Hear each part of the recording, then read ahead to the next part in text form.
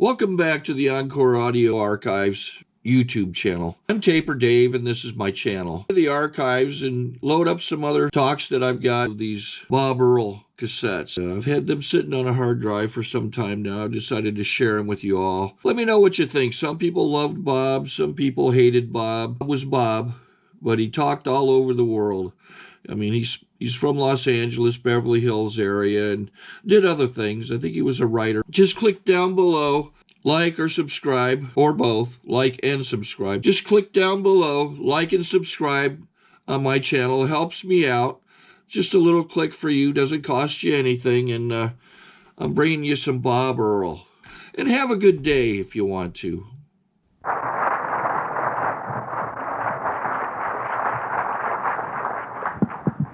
I am Bob Earll. I'm a drug addict and an alcoholic. It's nice to see that nothing has changed over the years in AA conventions, right? Give the kids the small room because nobody goes to their meetings.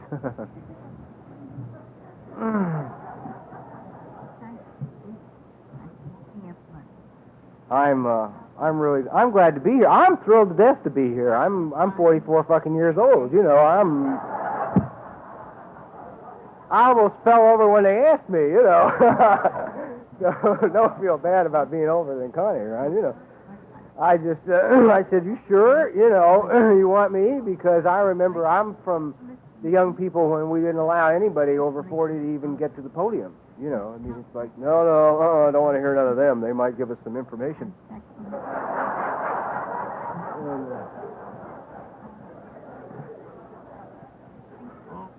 Now I'm one of them. I want you to know if you're out there and you're in your early 20s and, you know, you got a year or two of sobriety or a day or a week or whatever, that you can, if you choose, I mean, this is under the assumption you drank at home and never got in contact with any law enforcement agencies, but I believe that if you desire, you could become President of the United States of America. Okay, now that's after 17 years of living this program. in interesting ways. I was thinking this morning, you know, 44 years old and almost 18 years clean and sober, and it's as exciting today as it was when I was brand new. A little less hostility and a little less tense, possibly, but it's as exciting. I mean, Alcoholics Anonymous is an absolutely incredible thing. A lot of things don't change. I mean, I love what you said. It takes a long time to grow, man. Jesus, God, you know, I mean, I'm just learning how to be a good partner in a relationship, you know. Got sobriety down. Now we'll try a couple of other things. I'll look into employment when I'm 50, you know, see if I can't...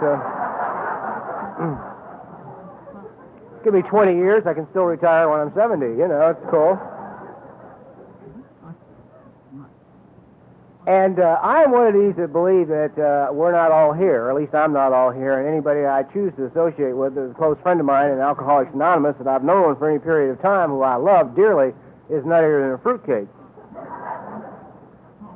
And because it just seems that a lot of feelings after you've been sober a little while that you ran away from all your life start to surface.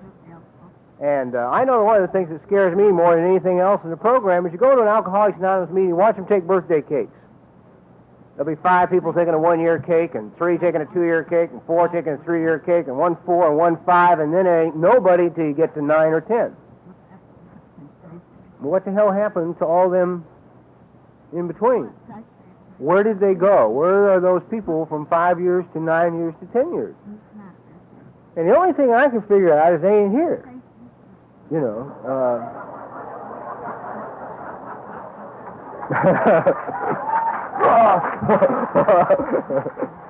probably took me a month to work that one out.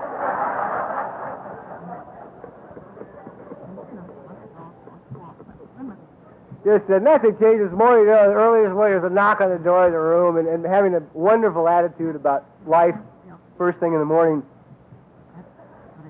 My girlfriend and I looked at each other and said, oh, God, it's probably some AA who wants fucking help or something, right?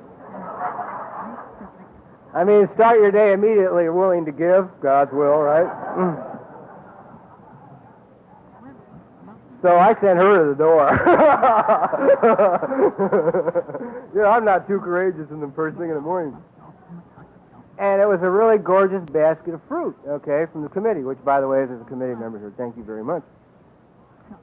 And when I get done, and it was nice. I mean, it was really nice, thoughtful to send a large basket of fruit. And when I'm done with my talk, you will know that they should have sent me the fruit and nuts in a paper bag and some straw so I could have weaved my own basket.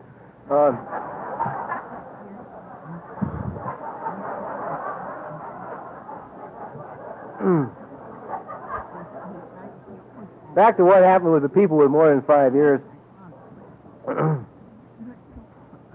The only thing I can see is that in the beginning you're really busy trying to not drink and not use. I mean, that's it. I mean, that occupies a lot of time. Just trying to keep enough of the pieces together that you don't use any narcotics or drink any alcohol today. It's like you might go to 9 meetings that day. Screw that week, that day. You know, you might be on the phone for a total of 20 hours out of the 24 when you're in the meetings. You know, you do a lot of, you expend a lot of energy in the beginning not consuming alcohol and drugs. I mean, it's like, you know, and it's like I was laying here today, this morning, before coming to the convention. I thought it's so nice to be laid back now. Because I remember when I was new, I was 26 too, and I'd go to a convention, I wouldn't sleep for 3 days.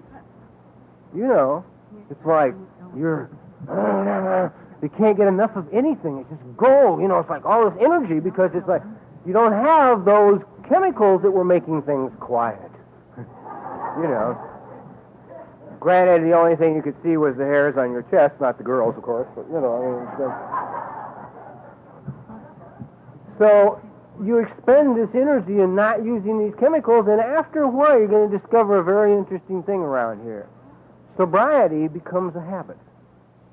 Not drinking and not using becomes a habit, just like drinking and using became a habit. It reaches a point where you hit an emotional crunch in your life. The first thing you think of anymore is not drinking or using. It doesn't even enter your mind. No matter what a disaster it is, there's a point in your sobriety that's no longer an alternative. You have removed that from your life. I think we must remove 2 alternatives here, drinking and using and suicide. If you're new and you've never thought of suicide, stay sober for a while.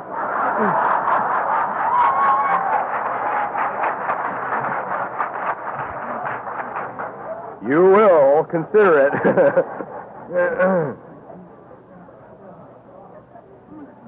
You'll go from suicide to homicide depending on the circumstances and how much self-worth you have in that split second.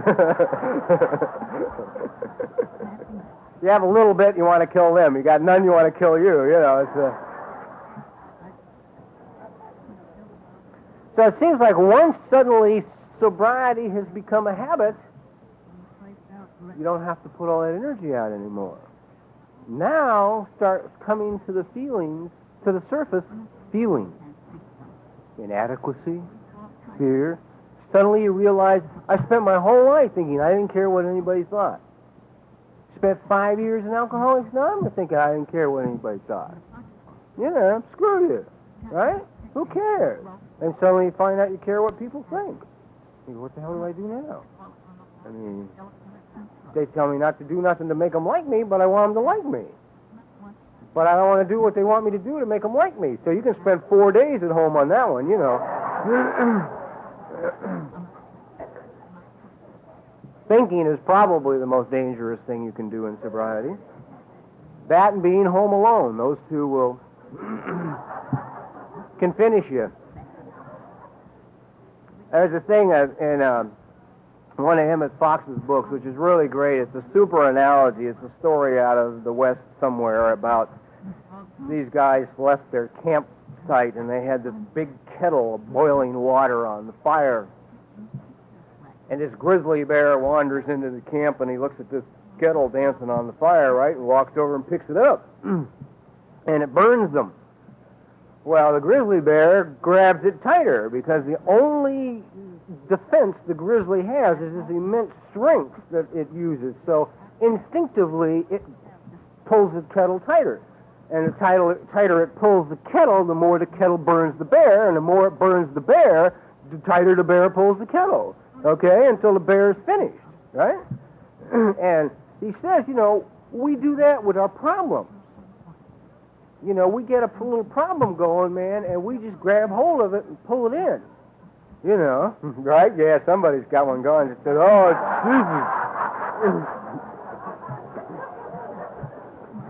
came to the meeting clutching at dirt, you know. And we just pull that sucker in and just keep pulling it in, and the more it hurts, the more we think about it. And we don't want any outside interference either. Don't be calling me, offering me help, you know. Don't fix me, you know.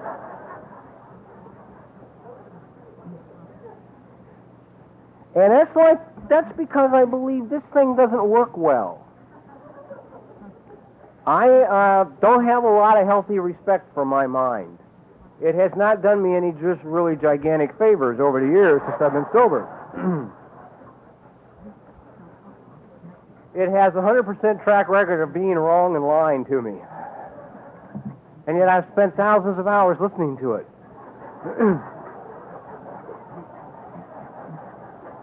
Intently. You know.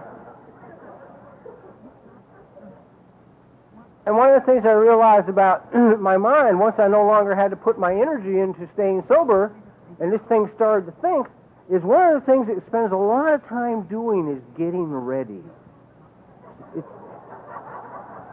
It's like my mind is always wants to be prepared for what's coming. Now, the only way it can be prepared for what's coming is to tell me what's coming. Now, I don't know how the hell it knows that, right? You know. It took me about 14 years to snap to the fact that it never is getting me ready for anything good.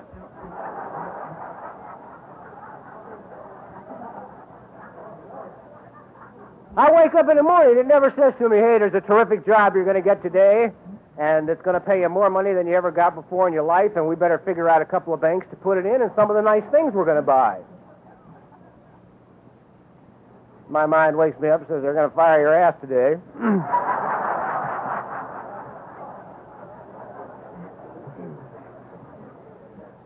You got about enough money to last you 3 weeks. They're going to throw you in the street, and that lump on your knee is probably bone cancer, and you're dying.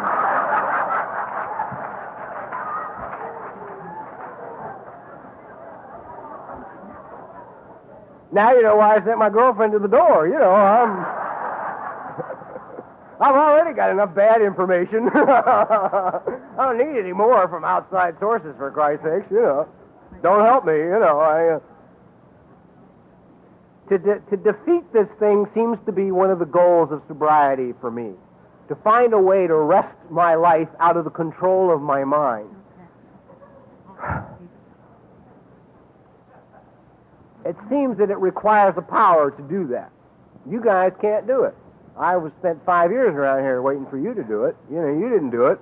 I wound up nuttier than a fruitcake 5 years clean and sober because you guys didn't do it. I wanted you to fix it. And you don't think any better than I think, but I didn't know that, you know. Oh, we have a few great pretenders at meetings, you know, but when somebody's too mellow, somebody comes up to me and they're really mellow, I sort of turn them around the light to watch the pupils, see if they change.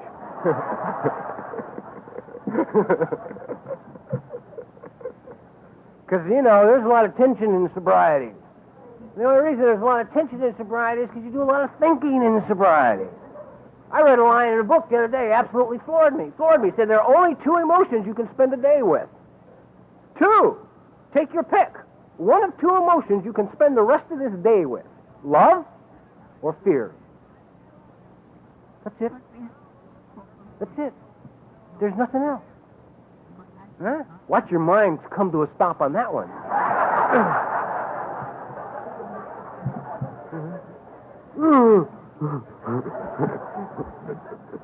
Because if that's true, there's nothing for it to do.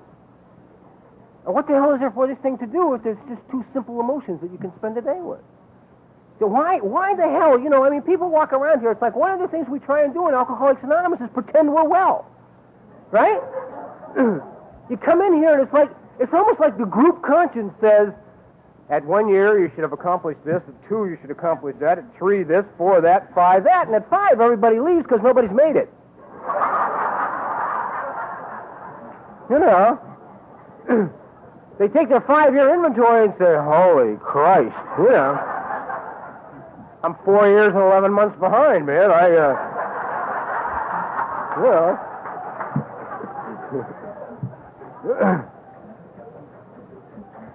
I mean, now I realize some of you came in here, fell in love with AA, and everything has been super ever since.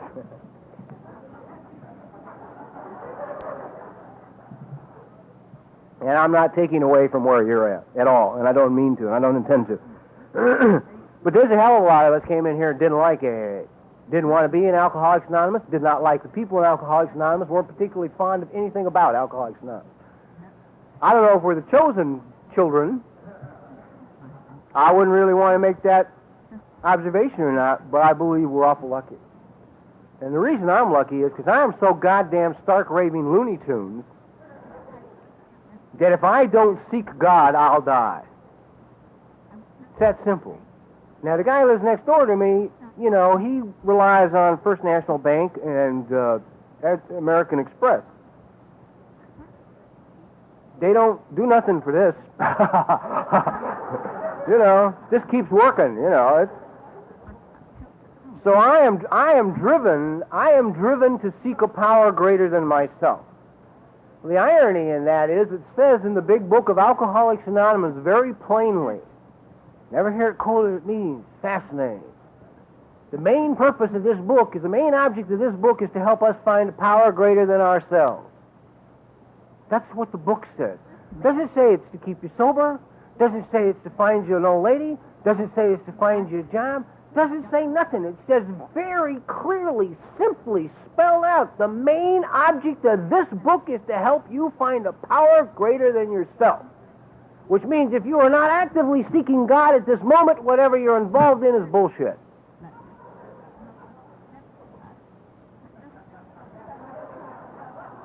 Silence. Mind can't handle that. What do you mean, seek God? God damn it, we got to get ready for Monday.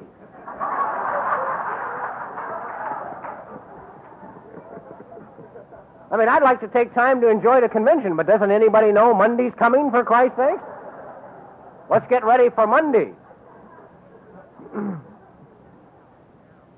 I mean, you may get in touch with the fact in this program that you are 1,000 times more frightened than you ever thought you were, and you're 1,000 more times inadequate than you ever thought you were, and that you just really, honest to God, don't know if you can make it or if there's anything for you to believe in. And if there's anything to believe in, you look around and you see that people are staying sober. And there are some days that may be the only thing you accomplish that day. There may be days, man, when your best shot is to not drink and use on that day, and that better be okay. Better be okay, because that's what it's all about. That's what it's all about. I don't know how many people come to this convention, but, you know, you figure probably a couple thousand, I guess. I don't know how many. Anybody know? A lot of ribbons up here. Nobody knows how many people? See? Half minds are thinking, I don't know how many people, you know.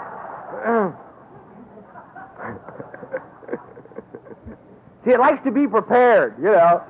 Obviously, nobody knew I'd ask that question, so they weren't ready with it. I wonder how many people are here. But they're clean and sober. That's the miracle. See, if you don't have the sobriety, you got nothing. That's my belief. You got to have the sobriety first. The sobriety must come first. Once sobriety becomes a habit, then I believe there's nothing else but spirituality. That's next. Now, what I believe and what I'm capable of doing are two different things. Okay? What I believe and what I'm capable of doing are two different things. I really believe that. I, honest to God, as I stand here right now, after the experience I have had drinking and using and in sobriety, I believe there is nothing else but that, yes, seeking God is what it's all about. Because God has the power I need in order to make it. See, I can't make it without God. I was ready to die 5 years clean and sober. Absolutely ready to die. Because I had done this program as good as I could do it. I was talking with a couple of guys before me who had been on a whole motorcycle trip from Seattle into Mexico and back and around. And I said, far out, man. You know, I mean, it's like they're out there having a good time. And have you noticed how your mind doesn't want you to have a good time?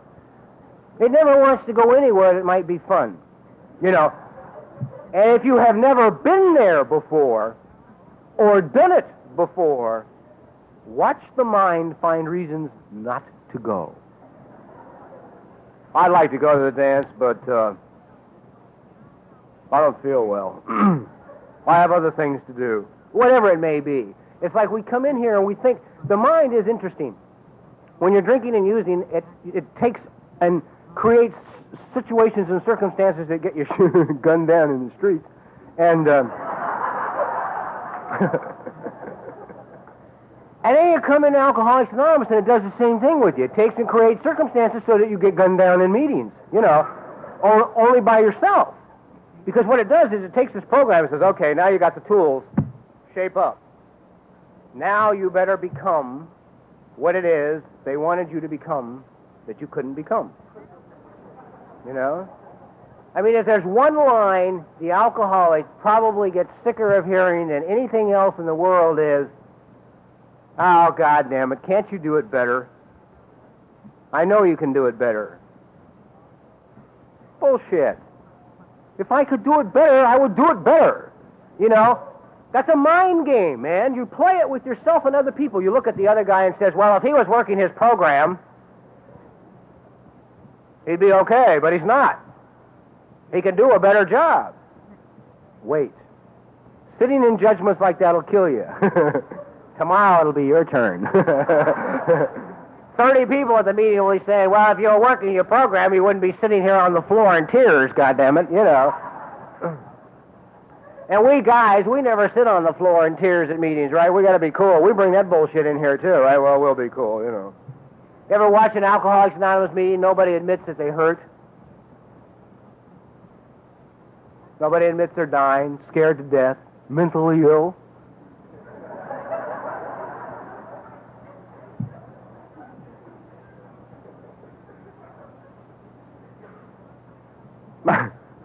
My girl was talking to one of her babies yesterday on the phone. The baby was chewing on the receiver. She told her she was mentally ill. She got angry.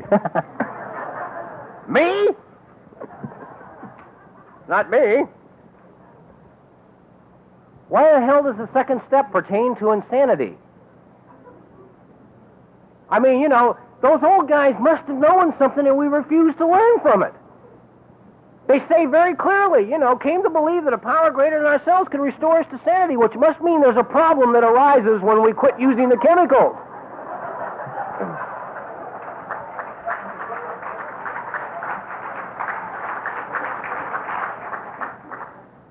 Boy, you give up the chemicals, we sit around, if you catch us on a bad moment at home alone thinking, we might even be drooling a little bit.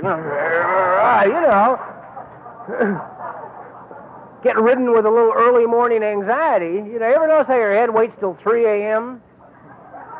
And then it assaults you with the big one. And then another little voice will say, we should call somebody, and your mind will say, no, we can't call anybody. It's too early in the morning. Let's tough it out.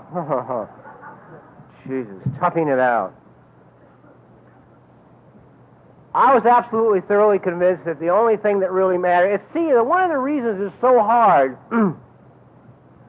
for me, was, whatever, no, who cares, is that at first my mind, of course, you say to me,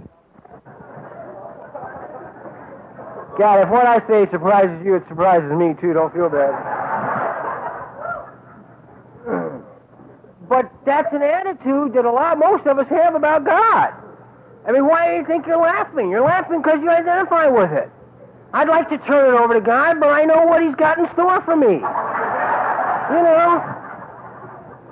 I would love to find the power and surrender, but don't you know what that power is going to do to me? Oh, I'm going to be broke, celibate, working in a 12-step house, talking about gratitude.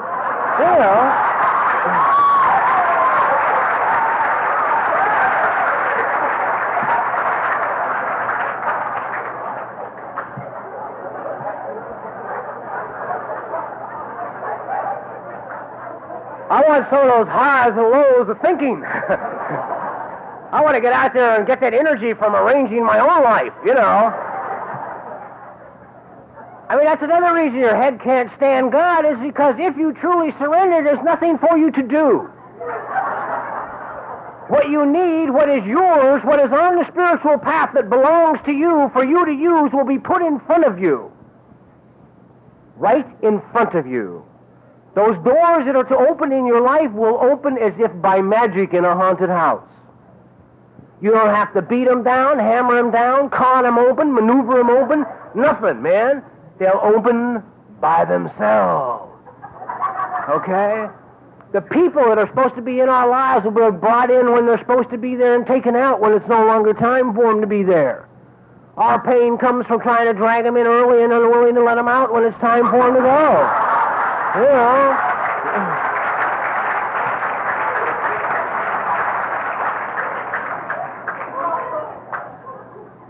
And we don't ever take what's put in front of us.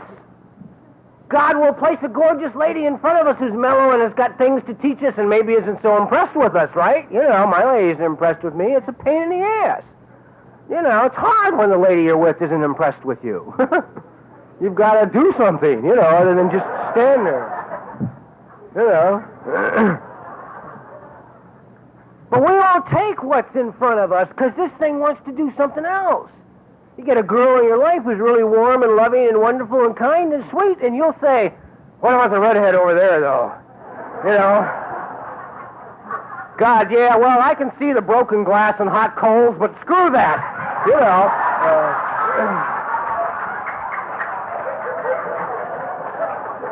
I mean, if God really loves me, she's meant to be mine, and I won't bleed or burn my feet on my way, you know. And when you're halfway there and your feet are burned and you're bleeding, you say, well, I'm just putting too much pressure on my feet. It'll be okay, you know. The head can keep you locked into an obsession like you got blinders. First it puts it there, and then just so you can't see anything else, it gets you, you know. It's so great what it says in the book that, you know, it's all we ever get involved with really are self-centered fears. Nobody wants to look at that. We don't want to look at that. We want to be a nice guy. I want to be a nice guy. I don't want to be a self-centered asshole, for Christ's sake. I don't want to be petty, small-minded, belligerent, scared. You know, I had the best experience of my life. About 3 weeks ago, I started a yoga class, okay? Now, for an old jailhouse weightlifter, number one, that's a big thing just going to a yoga class, right? I mean, you almost wonder, do I take a sheet? You know, what do I do? And I was, right? Halfway through this class, I'm standing there in just a pair of shorts looking in this whole wall of mirrors. And I realized I had successfully not looked at myself for years, right? I look in the mirror, and looking back at me is this guy, and he's definitely 44 years old, okay? And because he had a rotten attitude when he was in the streets drinking and using and has taken a few bullets and a few other things, his body isn't straight.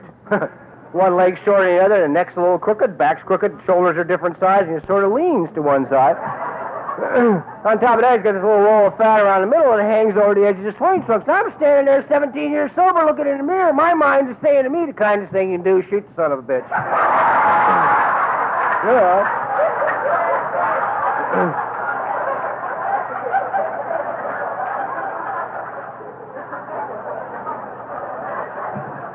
Take him out of his misery, man, you know. But after 17 years of this way of life, and because I'm nuts, and because of my insanity, I'm driven to seek God, another voice says, God loves him. He's okay. That's the one thing I never was okay. I was never okay with anybody. I was never okay with my family. I was never okay with institutions. I was always a problem. Nobody ever loved me. Most people didn't even like me. Doesn't change. You get sober either. It's hard, you know, because it's mind. It's like if you're 3-4 years sober and crazier than you've ever been. I mean, I know this is going to sound like insanity, but thank God, because that's the only thing that's going to get you to seek Him. That's the only thing that's going to get you to look for God. And some of you are going to be sitting out there going, Jesus Christ, the son of a bitch is a minister in these off hours. Not with my mouth.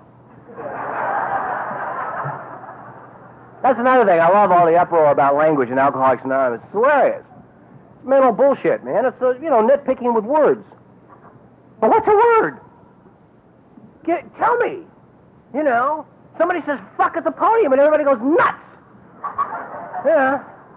My God. Did you hear him? I don't know what your short form of sorority prayer is, sucker, but I know what mine is.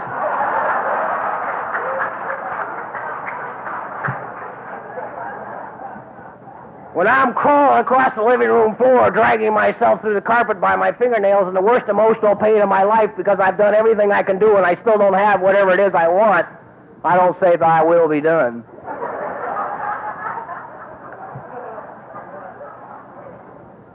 Your mind nitpicks with words, not your heart. Not your heart. Your heart does not care. Remember this, guys, because, you know, I'm not saying anything except that you can close out people who have valuable things to say from their heart because you choose to listen with your mind. So you want to categorize what they say and analyze what they say and compartmentize what they say. You know, put their talk in neat little compartments. See?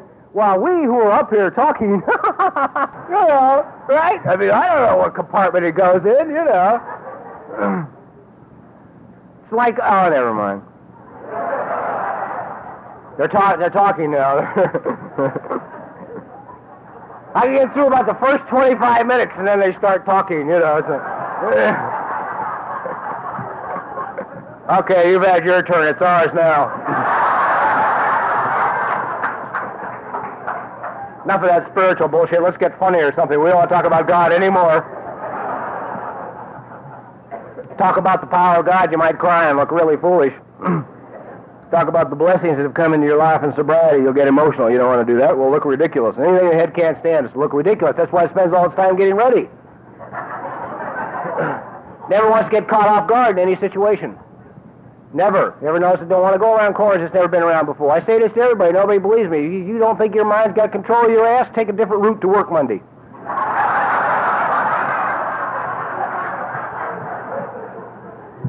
I'm deadly serious. I've never been more serious in my life. Get in your car Monday morning and go a brand new way, some way you've never gone before. Can you hear your head telling you right now why you can't do it?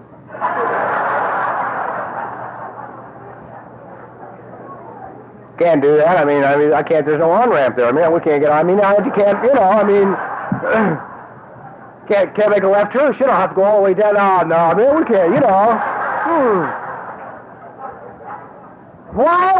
Why would this marvelous piece of machinery, your mind, resist something as simple as a new route to work? Because if you take a new route, it can't think. It's got to pay attention to where you're going.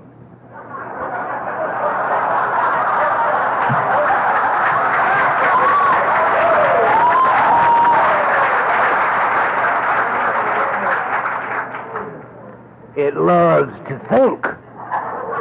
What put me in touch with that is I realized finally I got up in the morning, go out, get in my car, and from then until I get out of it where I work, it's a total blank. You know, 15 minutes of life has gone by and I missed it all because I was getting ready for thinking at work, you know. I mean, you know, I laugh about it, I kid about it, and I have a lot of fun with it, but the only pain you're going to suffer in sobriety is going to come from your mind. Ain't nobody else going to do it to you. Nobody else hates you that bad.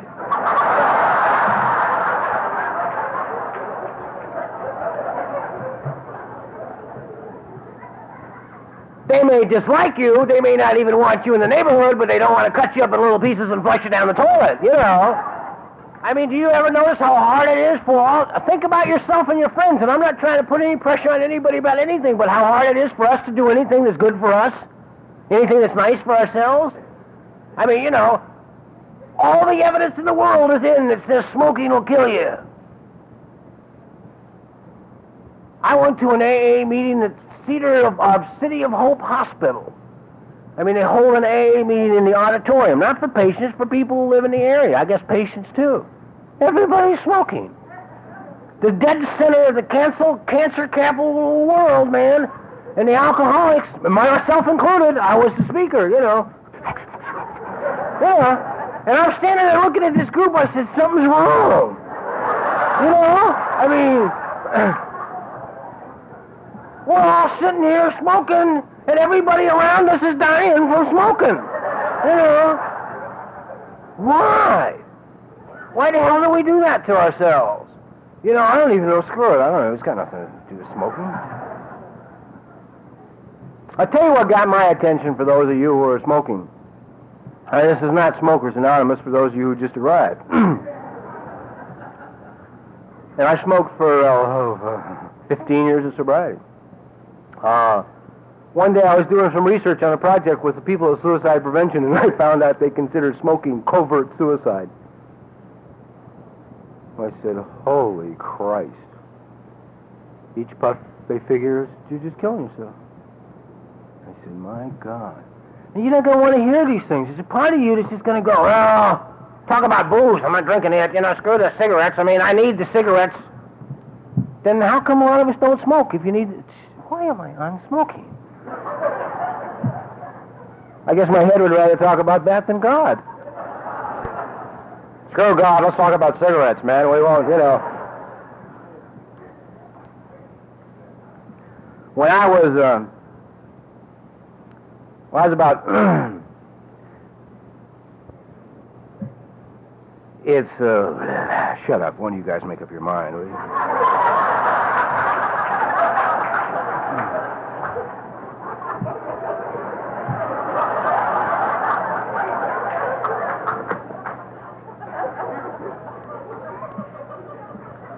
I'll tell you what, if you want to save yourself sometime in the middle of the night and you want to not take yourself so seriously, let me tell you how to do it. Because my head would always pick the middle of the night for the real emotional anxiety attacks. Because it knew I was too cool to call anybody. I wouldn't wake anybody up. Wake someone up and tell them that I can't do it? That I somehow have fun? I mean, we don't even come into meetings honestly and say, I'm dying. Jesus, God, I hurt. I can't take anymore. You know, walk in a meeting, your old lady's just divorced you. You know, your car was repoed, you lost your job. A couple of friends walk up and say, hey, how you doing, Bob? Oh, not bad, man. Can't complain. You know, it's cool. You know. 6 months later, you'll come back to the meeting and tell them how you fixed it. Well, 6 months ago, I wasn't in a very good place. You know, I had these 2 or 3 problems in my life, but I worked it out, right? Instead of just going, ah! Anyhow, my mind would always go, ah! In the middle of the night because it knew I wouldn't call anybody and ask for help, see? So being nuts can save your life around here, too, because you'll do things other people won't do.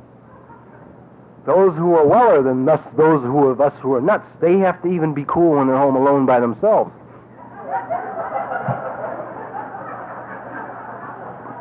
That's a sneaky one. It takes a while you realize, God, I do that, don't I? I mean, you're not even free to be free in your own company. Now, that should let you know somebody else is present. And they're not a friend.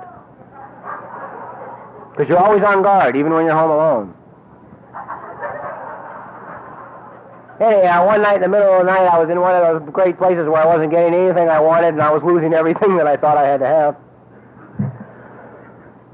And I could see no solutions to any of it, and I didn't know what to do. And being nuts, one of the voices said to me, look, they always tell you in AA, when you have a major problem, go to a meeting. Why don't you have a meeting? And I said, terrific idea. And I took all my chairs in my house, and I put them in a circle.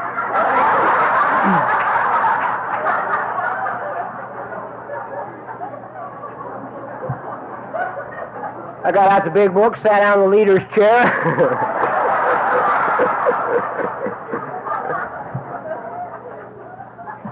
Designated this guy over here to read chapter 5, got up, moved over to that chair, sat down and read chapter 5. Did the whole thing. Read chapter 3, traditions, moved chair to chair. Then as long as you're dying because of some emotional problem, the logical thing is to have a discussion meeting, right? Topic should be the problem that's killing you. Okay? So I picked the topic that was killing me and I began to move from chair to chair and discuss this problem that was killing me. And about a half hour into my discussion meeting at home alone by myself, I wound up in a screaming argument.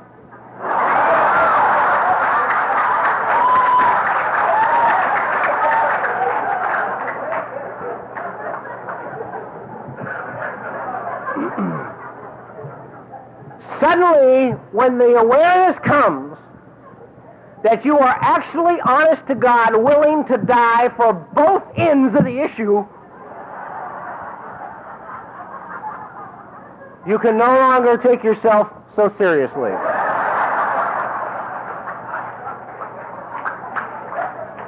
Something says, there must be another way here.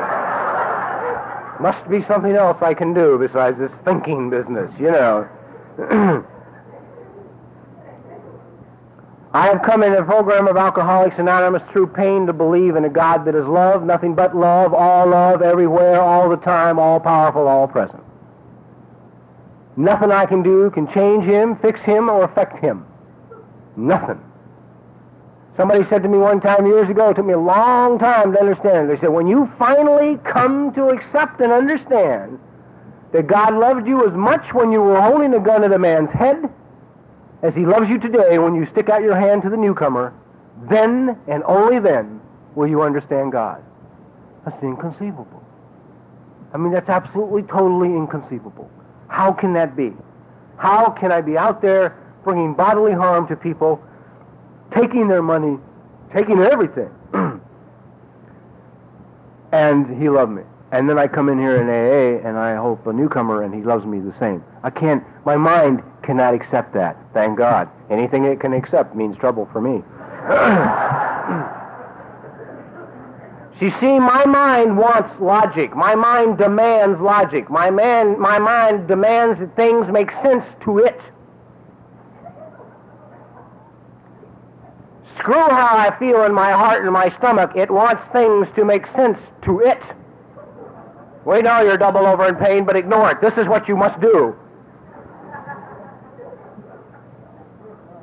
Everything spiritual is illogical. Nothing good has come into your life from God and been placed in front of you in the manner in which you thought it was going to come. Nor did it come from the source you thought it was going to come from. Nor was the solution what you thought it would be. It's always the other person who came from the other direction, and you never believed that that could happen. I love the thing when people say coincidences are small miracles where God is too busy to take a bow. You know, we are truly being held in the hands of a loving God, protected and looked after, if we will allow it. Whew, heavy, if we will allow it. See? But you can't think and allow it at the same time. That's true. Because your head is always busy doing anything but God. And when you start to work on getting next to God, when you start a little prayer in AA and a little meditation in AA, when you start to realize you've worked all the steps 412 times, you've been to 10,000 meetings and you're crazier than a loon, okay, you got 100 babies, everything's cool except you're going under, you know. Start saying, God, I think I'll look into the spiritual aspect of this program here. What the hell was that step? 11 was it, or 3 or something? I remember something in there, you know. And then you begin to turn slowly to God. Man, you know, it's like you want to have a magic wand so you can just reach out and hit people, touch people gently in the head with it, and say, here is the answer to all of your problems. Here is the solution to all of your problems. The answer is but one answer, and it is God. Okay? The first 4 years I was sober, and I had some friends here who have known me from the beginning. I saw Mary in the back. Eddie used to be one of my sponsors. Fired him. It's like they know me really well. And the first 4 years, I was clean and sober. I did it as good as I knew how to do it, man. I never said no to an AA request. Never said no to an obsession either, but I never said no. I never said no to an AA request, no matter what it was, man. Whether it was speak, pick up newcomers, go to institutions, make coffee, be a secretary of a meeting, be a treasurer, get in trouble being a treasurer. Watch that crap in the beginning. Easy Monday. And with God's sense of humor, they'll find out it's gone. Then you'll be publicly embarrassed. It's wonderful, let me tell you, God. It's the last time you ever hit the till. When you're found out, Jesus, that's embarrassing. Anyhow, onward. I did it all, and I also out there in the work world was trying to do the best job I could. I wanted to be a good credit application. You know? I wanted to be a good citizen. I wanted to be, damn it, all those things I never ever was able to be no matter how hard I tried. I couldn't be kind to people, couldn't be nice to people, couldn't be loving to people, couldn't be responsible, couldn't hold a job. couldn't have a nice attitude about anything, just sit and hate, you know? That seemed to be about the full extent of my real ability, sit and hate. And so in this first 4 years, man, although I was angry all of the time, I worked all of the time. I gave living out there and sobriety my best shot, okay? I couldn't do it any better, swear to God. Put a gun to my head. I couldn't have done the first 4 years any better. I don't know anybody that could. And yet on my 4th birthday in Alcoholics Anonymous, I was going financially bankrupt through the courts. My car had been repossessed. I didn't have a girlfriend anywhere in sight in my life. I was sleeping on the couch of a guy in AA I didn't even particularly like. I was working in a car wash for $1.25 an hour, and I'd already been humiliated there because I started at $1.35, and I...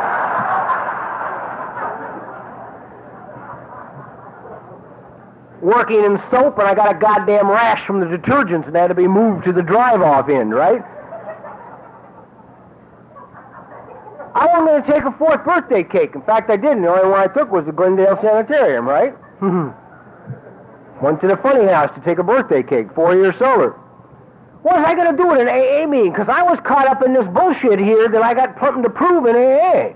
I couldn't take a 4th cake. Admit to you that I was bankrupt, didn't have an automobile, I was borrowing money from my babies, that I had a rash on my arms, that I was working in a car wash, and I was a total failure. Absolute, total, complete failure. Okay, went on 1 more year like that. Don't surrender, you know, God, don't give up, not that.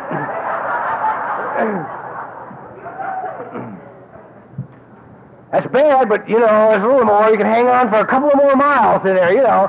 And all that sounds bad to you. Wait, I went another year, and all I got was a better job, you know. Still no car, no nothing. Just kept going, kept dying, kept trying to do this thing. Kept being embarrassed and humiliated by 12-step calls from central office because the guy had to be sober and have a car for me to make the 12-step call because he had to pick me up, right? You know. 4.5 years sober, I can't even go get a new guy, right? You know, and I'm trying to figure out what's wrong, what happened, what the hell is it?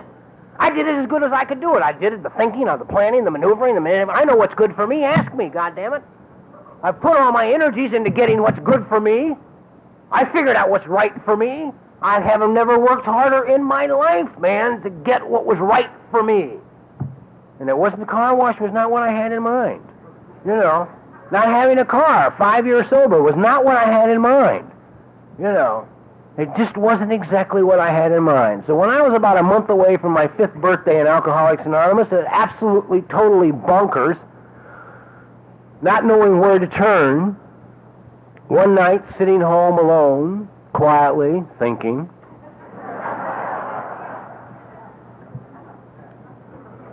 I didn't know where to turn, man. I'd done it all as good as I could do it and did not know where to turn. I'd gone through sponsors, gone through meetings, gone through institutions, gone through babies, gone through girlfriends, gone through everything, and didn't know what to do. And in a moment of absolute, total, complete desperation, because then and only then, I looked at the ceiling in my room and I screamed at God. I said, if you're not there, I'm fucked. Because if there was no God, I was going to die. I'd done it, baby. I had given AA, sobriety, life, responsibility, employment, everything in the world, the best shot I knew how to give it. That's it. And my mind always knows what's good for me, right? Don't ever let it interpret nothing. Just shut it up. I went to work the next day, placed a brand new Allen head wrench and a brand new Allen head bolt that slipped. I went backwards against one of the furnaces and crushed 2 vertebrae in my back. Half hour later, I'm laying in the emergency hospital in Van Nuys, and my mind is saying to me, see, you dumb son of a bitch, you surrendered last night, today you broke your back. I told you he was waiting for you.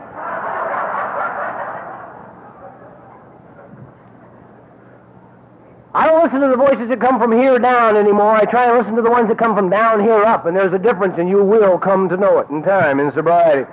Suddenly a voice from down here came up and screamed at me, why don't you just shut up?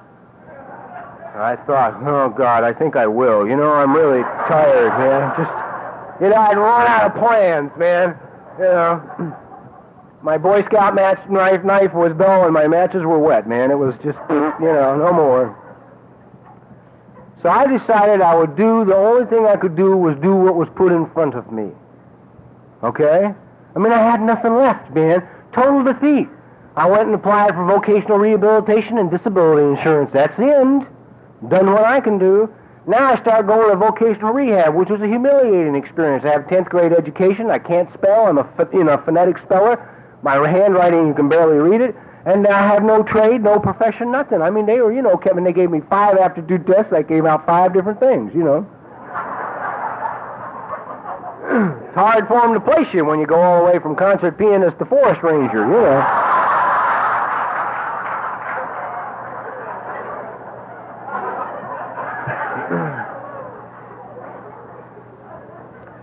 God even knows how to use bureaucracy against itself. They had me on their caseload for 6 months, man. Couldn't figure out what the hell to do with me, because I kept explaining to them, you can't take the pianist and stick them in the forest, because, got a problem, right? After 6 months, I'm the only caseload they got left from June. Okay, I'm the only one left. They don't know what the hell to do with me, because what do you do with me? I'm not, I'm a little Looney Tunes. I've got nothing to work with. Nothing. I mean, I'm clean and sober. That's it. So one day I'm looking at a television guide, and there's a thing that says, do you want to be a writer? And something said, why not try that? And I thought, Jesus, right? That's illogical. I mean, if you have a 10th grade education, you can't spell, you've failed English ever since the 4th grade, I mean, there's not a lot going in, to make you want to leap up and go attack this profession, but something in me said, just take the thing right to the lady. So I go down to vocational rehab, and I take the thing to the lady, and I said, I think I'd like to try this and be a writer. Well,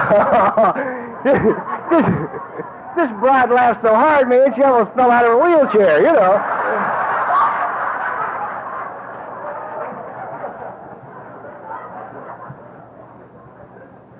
But she took it into her boss, and they needed to get me off the books, right? They would have gone for anything to get me off the books. I love God. He knows how to handle all that bullshit, right? They said, yeah, terrific, go, we'll pay for it. Okay? I don't know nothing about nothing. All I know is I sat down, began to write a story for television. Eskimo #1 showed up, gave me a little hand with it. The girl who typed it was on the program, happened to work for the show I was writing for. I turned it in. This is the guy who can't spell, has no education, failed English ever since the 4th grade. They bought it. They bought it. I said, God damn. All right? I didn't do anything. I mean, I didn't plan it. I didn't figure it. I didn't arrange it. It's nothing I ever had in my mind. I mean, I didn't, what do I do now? What the hell do I do now? I have a friend that says when she finally came to accept the fact that her own life was none of her business, it got good. I believe that. I believe that. Today I'm still writing. It's 12 years later now, man. That's my profession. That's what I do for a living. And you know what? Above and beyond all that, I'm respected.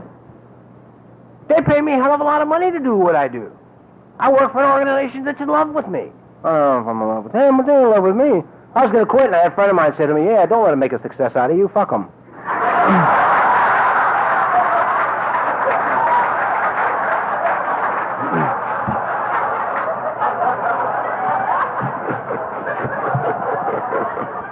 So I started thinking. Took me 12 years of writing, and I started thinking, well, now I know what we'll do here. Now I'll make some plans, It's like, it is so hard because you got to get past your mind to accept the fact that there is a power that loves you and a power that will take care of you. But the beautiful part of that is, all I ever wanted ever in my life, man, is to somebody, please fucking take care of me. I don't care what I was doing. I don't care how bad I looked. I don't care if I was standing in your store, man, looking totally goddamn stark raving mad with hair going in 100 directions with a 14-inch shotgun resting on your nose. All I wanted was somebody to take care of me. See? That's why we're misunderstood as an alcoholic.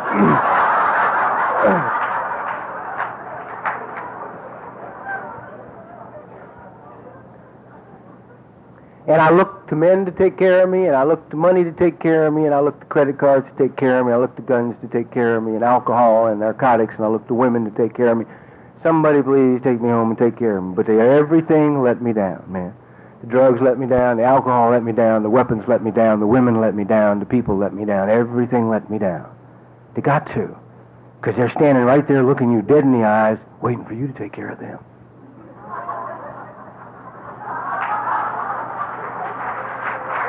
Okay? And the humorous thing is we miss all that, and yet we're in the only organization in the world where God has proven we can take care of each other if we allow Him to do it through us. If we allow Him to do it through us. My life today, man, for those of you, for everybody here, but particularly for the young people, let me tell you, this is like, regardless of what this thing says to you, this is where it's at. This is it. I guarantee you. Because I know other people. I have watched other people surrender. I have watched babies of mine, man, who can't fucking add 2 and 2, who are mathematicians today. Right? I know guys who can't drive a nail straight, man, who are building houses, and they're contractors, and the money's coming in, and they're building their own homes for their wives and their children, and they're coming alive, and they're participating, and they ain't got a goddamn thing to do with it. What happened to them? They got scared to death in sobriety. Screw drinking and using. They got scared to death in sobriety, and they said, God, please take care of me. And He will. And I love you. God bless you.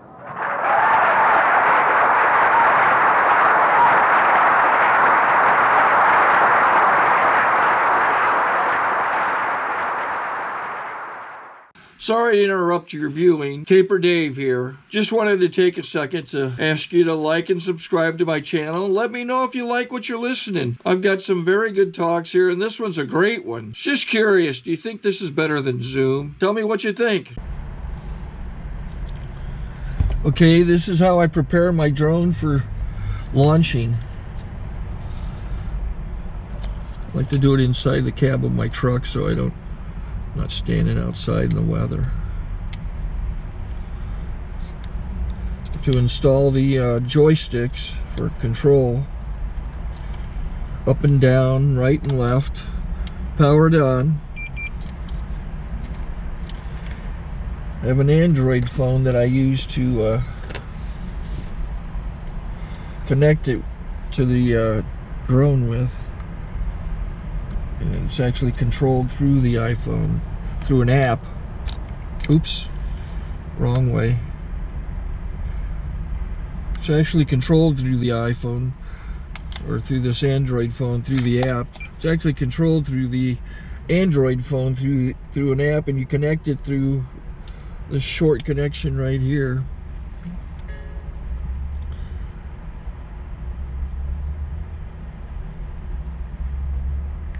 Remote control connected. Remote control's connected.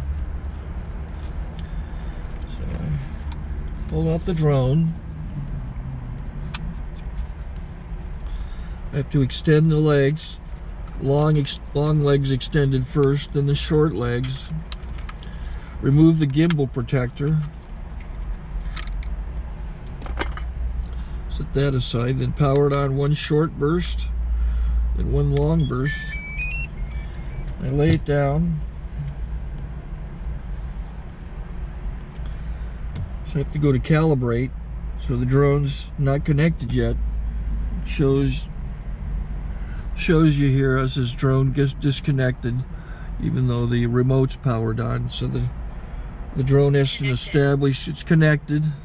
So I go into the app to calibration mode. First I'll calibrate the remote controller. Start calibration. Out, in, oop, out, in, up, down, and then this little wheel is to control the gimbal. So it's calibrated. Go to gimbal calibration, start calibration, and then it calibrates the gimbal. I don't know if that shows up. The gimbal's moving all over the place. Changes, you can see it on the video. And I'm calibrated to take off. It's acquired 7 satellites at the moment. There are 26 satellites up in the sky, which it has to acquire before you can take off. So it's connected. It's got enough satellites. This is white. I can go to press this little arrow button, swipe right to take off, and it would start the motors if I slid this to the right, but I'll wait till I get outside. Don't want to do it inside.